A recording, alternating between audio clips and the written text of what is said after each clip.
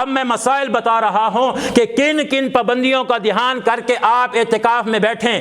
اب پہلی بات میرے عزیز ساتھیوں، اعتکاف سنت مؤکدہ علی الکفایہ ہے۔ کیا مطلب؟ اگر محلے میں سے کوئی ایک شخص بھی اعتکاف میں بیٹھ گیا تو سارا محلہ گناہ سے بچ جائے گا، اور اگر پورے محلے میں سے کوئی ایک بندہ بھی اعتکاف میں نہ بیٹھا تو تمام محلے والوں کو اس کا گناہ پہنچے گا جب تک کہ اعتکاف کے دن ختم نہیں ہوتے۔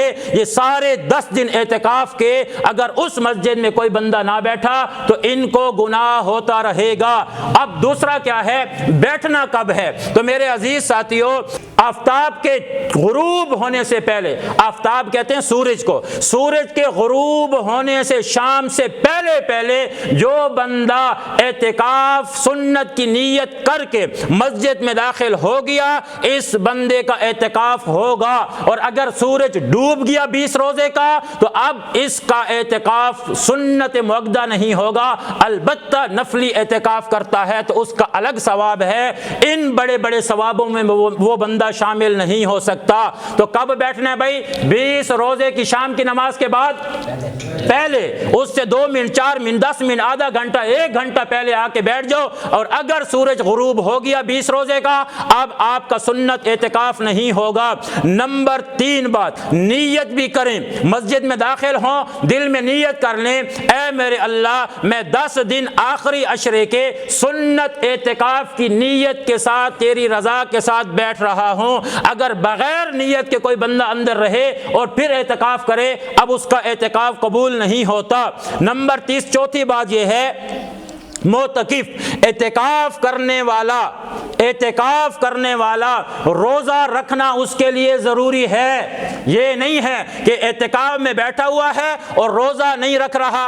اگر روزہ کوئی ایک بھی مس ہو گیا اعتکاف کی حالت میں، اب یہ بیٹھا 2 4 6 7 روزے رکھے، ایک دن اس کی طبیعت خراب ہو گئی اور طبیعت خراب ہونے کی وجہ سے اس نے ایک دن اعتکاف والے بھائی نے روزہ چھوڑا، جیسے اس نے روزہ چھوڑا اعتکاف اسے چھوڑ دے گا، اعتکاف ٹوٹ جائے گا، کیونکہ اعتکاف کے لیے روزہ رکھنا ضروری ہے۔ بغیر روزے کے اعتکاف نہیں ہوتا۔ تو اس بات کو بھی سمجھیں، چاہے گھر میں عورت بیٹھے چاہے مرد مسجد میں بیٹھے، اس کو روزہ رکھنا ہوگا۔ اگر 6 7 8 روزے رکھنے کے بعد اعتکاف والے نے ایک روزہ توڑ دیا یا ایک روزہ اس سے چھوٹ گیا، اسی دن اعتکاف ختم ہو جائے گا اور اس برکات سے وہ بندہ محروم ہو جائے گا۔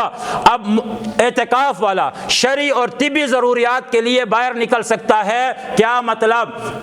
اعتکاف والا کوئی شریعت کس کی ضرورت ہے، اس کی مسجد میں نماز جمعہ نہیں ہوتا، دوسری مسجد میں نماز جمعہ ہوتا ہے، اب اعتکاف والا وہاں جانا چاہتا ہے تو یہ جا سکتا ہے، یہ اس کی شرعی ضرورت ہے۔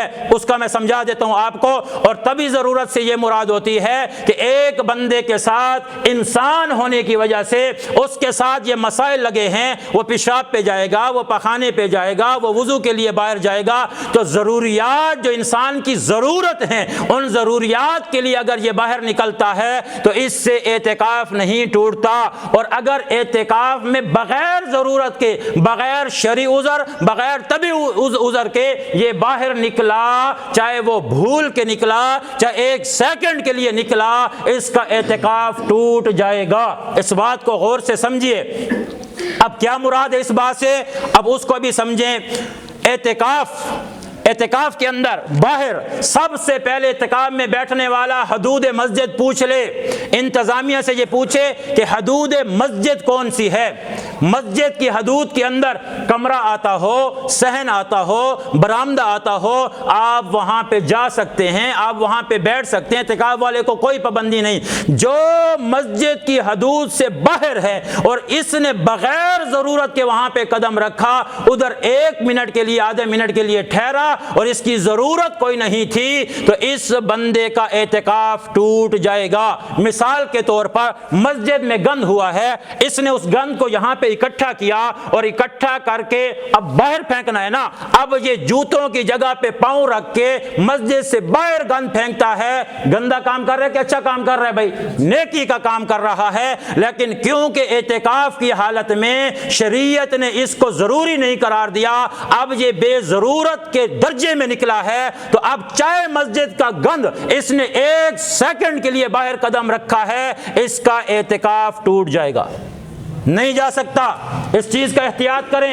ایسے ہی میرے عزیز ساتھیوں، آپ ہمارے یہ جو یوتھ ہے یہ آج کل بڑی فینسی ہیں، بڑے میک اپ شیک اپ کے شوقین ہوتے ہیں، جب تک 2 مرتبہ منہ پہ اپنا مکالا نام علیہ صابن کے ساتھ اس وقت تک یہ آگے نہیں بڑھتے، ہر وقت منہ دھونے کے لیے جاتے ہیں۔ اگر کوئی اعتکاف میں بیٹھا ہوا بندہ صرف منہ دھونے کے لیے باہر وضو خانے پہ گیا، ٹوتھ برش کرنے کے لیے وضو خانے پہ گیا، صرف مسواک کرنے کے لیے وضو خانے پہ گیا، صرف ہاتھ دھونے کے لیے وضو خانے پہ گیا، افطاری سے پہلے یا افطاری کے بعد، سحری سے پہلے سحری کے بعد جو ہاتھ دھونا ہے، یہ ہاتھ دھونے کے لیے مسجد سے باہر وضو خانے پہ گیا، ماشاءاللہ اعتکاف ٹوٹ جائے گا، اعتکاف ٹوٹ جائے گا۔ اسی لیے مسجد کے اندر کھڑے ہو کے کسی برتن میں ہاتھ دھو سکتے ہیں، باہر نہیں دھو سکتے۔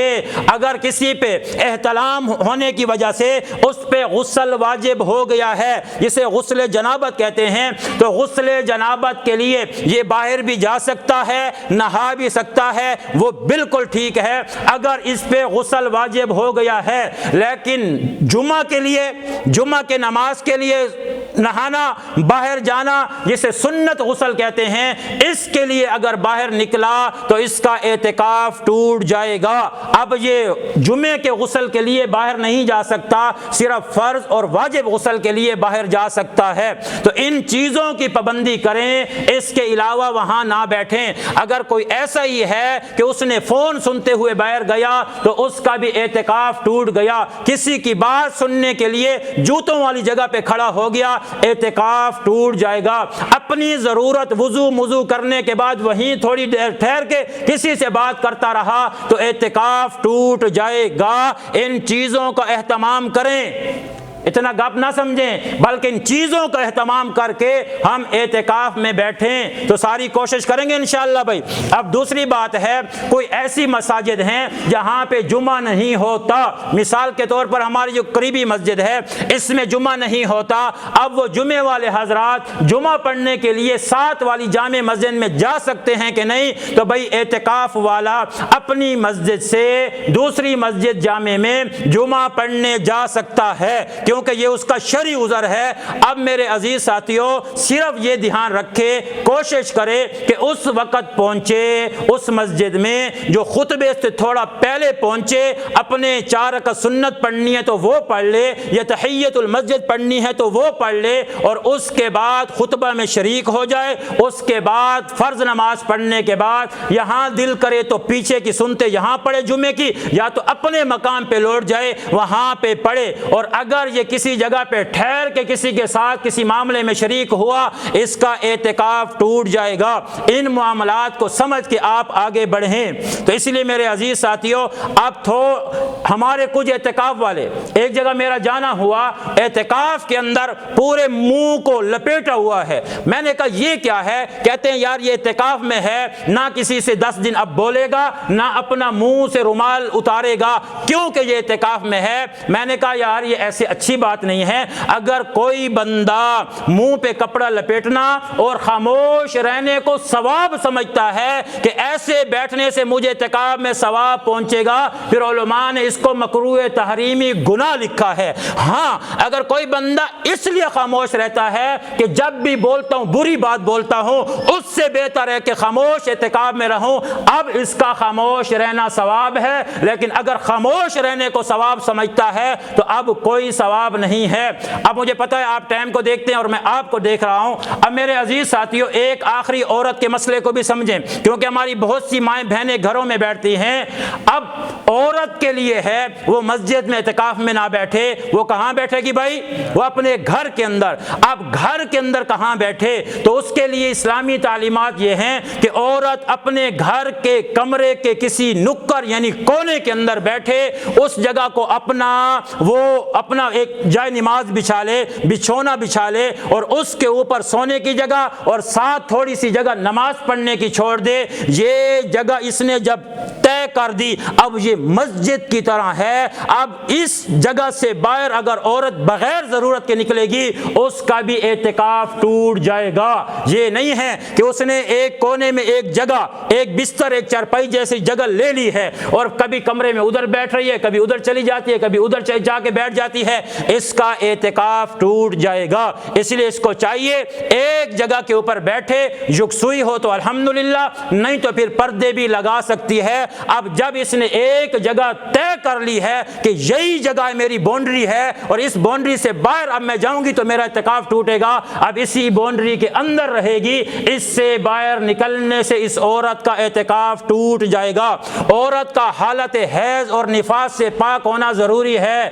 اگر کوئی عورت اعتکاف میں بیٹھنا چاہتی ہے اور اس کے مینسس کے ڈے چل رہے ہیں اور اس کے ماہواری کے دن چل رہے ہیں تو ایسی عورت اعتکاف میں نہیں بیٹھ سکتی جب تک کہ وہ پاک نہ ہوگی۔ اور ایسی کوئی عورت اعتکاف میں بیٹھی، پاک تھی، وہ بیٹھ گئی، 4 5 6 دن گزرے کہ اس عورت کو مینسس ڈے شروع ہو گئے، ماہواری اور ناپاکی کے دن شروع ہوئے، تو جیسے اس کو حیض کا خون آئے گا اس کا اعتکاف ٹوٹ جائے گا۔ اب وہ باہر چلی جائے اس کا اعتکاف نہیں ہوگا۔ تو ان تمام معاملات کو میرے عزیز ساتھیوں آپ کو اور مجھے سمجھنا چاہیے۔ ان ساری چیزوں کو سمجھ کے اعتکاف میں بیٹھیں گے انشاءاللہ تعالی تو پھر ہمیں فائدہ ہوگا۔ تو کوشش فرمائیں گے انشاءاللہ